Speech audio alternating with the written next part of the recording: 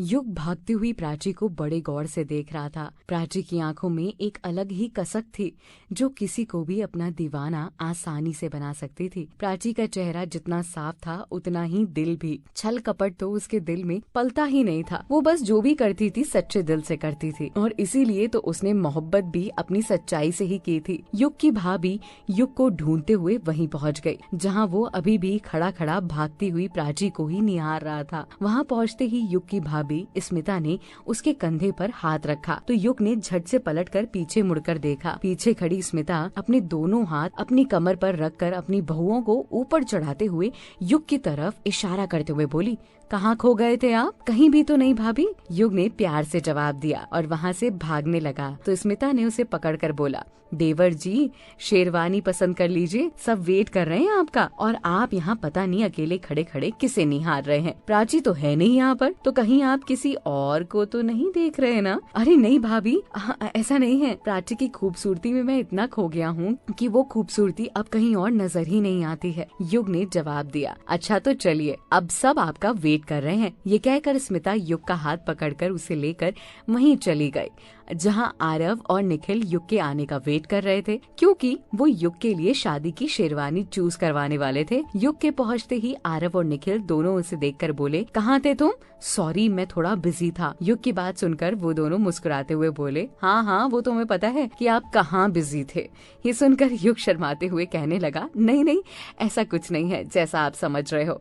अरे अरे तुम हमें ना समझाओ, हमें तो पता है सब। खैर जल्दी से शेरवानी सिलेक्ट करो, बताओ क्या पहनने वाले हो, शेरवानी या कोट पैंट? तुमको क्या लगता है प्राची को क्या पसंद आएगा? अरे पहनना तुम्हें है, प्राची को नहीं, निखिल ने कहा। ये मैं जानता हूँ कि मुझे पहनना है, पर पहनना तो अपनी प्राची के लिए है ना।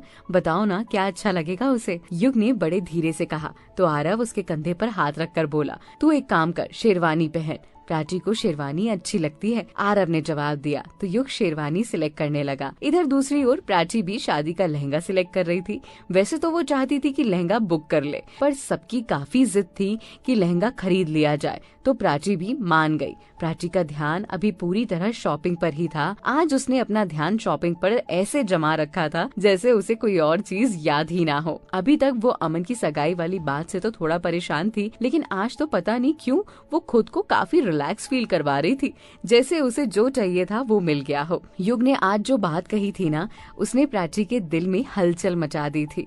दूसरी ओर मिस ऋचा प्राची से मिलकर वापस कंपनी लौटी तो रूपल उन्हें हाल ही में देखकर उनके पास जाते हुए बोली, मैम आप सच में प्राची मैम से मिलकर आई हैं? मिस ऋचा ने रूपल को देखकर उसे अपने केबिन में आने का इशारा किया और खुद भी अपने तेज तेज कदमों से अपने केबिन में चली गई। रूपल के मन में बहुत उत्सुकता मची थी। वो जल्द से जल्द ये जानना चाहती थी कि प्राची ने क्या कहा। मिस ऋचा के पहुंचने के हाल तुरंत बाद वो भी उनके केबिन में पहुंची और उनके सामने वाली चेयर पर बैठकर बोली, मैम आप प्राची मैम से मिलकर आई क्या?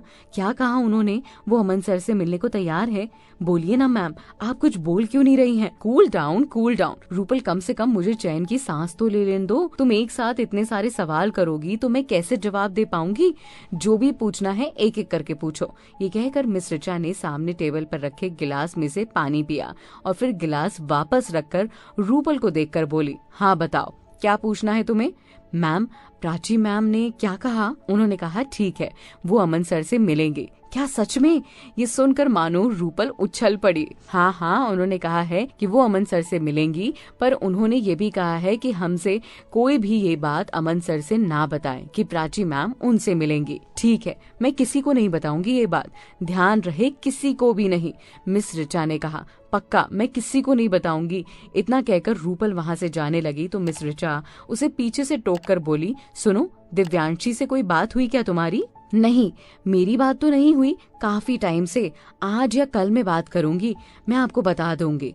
ठीक है जाते जाते वो फाइल पास कर दो। ये कहकर मिस ऋचा ने रूपल को इशारा किया तो रूपल ने वो फाइल मिस ऋचा को दे दी और वहाँ से खुश होकर चली गई। वो बहुत खुश थी। अब उसे इस कंपनी के डूबने का डर नहीं था, क्योंकि वो जानती थी कि अगर प्राची मैम अमन सर को समझाएंगी तो वो जरूर समझ जाएंगे। उसे जितनी फिक्र अपनी थी उतनी ही प्राची की भी थी। भले ही उसने दिव्यांशी के साथ मिलकर पहले भी जो किया था सच में बहुत गलत था, लेकिन अब वो भी बदल रही थी। वैसे इधर शॉपिंग करने के बाद प्राची सबके साथ लौटकर वापस फरीदाबाद की ओर निकल गई। फरीदाबाद पहुंचकर उसने अपना सारा सामान अपने कमरे में रखा और थकी हुई पानी का गिलास उठाने के लिए हाथ बढ़ाने लगी। तभी पता नहीं उसे कैसा झटका सा लगा, वो कहीं जाकर नीचे झटपटाते हुए गिर गई और इसके बाद उसे होश ही नहीं था। धीरे धीरे उसकी आंखें बंद हो गई थी। करीब 2 या 3 घंटे बाद जब उसकी आंखें खुली तो वो बेड पर लेटी हुई थी और उसके पास में युग, मधु, आरव और रूही खड़े हुए थे। प्राची को होश में आते ही देख युग ने उसका हाथ पकड़कर उसके सर पर हाथ फेरते हुए बोला, क्या हुआ, तुम्हारी तबीयत तो ठीक है ना? हाँ, पानी पीने के लिए आई थी मैं, पर अचानक मुझे चक्कर आ गया। प्राची ने भारी आवाज में कहा, तुमसे कितनी बार कहा है कि स्ट्रेस मत लिया करो, तुम्हारी तबीयत ठीक नहीं रहती है, लेकिन तुम तो मेरी सुनती ही नहीं हो, युग ने चिल्लाकर कहा। तो मधु युग को समझाते हुए बोली, ऐसे मत चिल्लाओ, अभी उसकी तबीयत ठीक नहीं हुई है।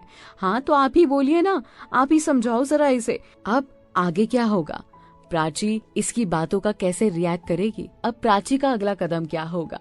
उसने वादा तो कर दिया है कि वो अमन से मिलने जाएगी। ये सारी बातें आपको अगले एपिसोड में पता चलेंगी। और ये एपिसोड कैसा लगा कमेंट करके जरूर बताइएगा।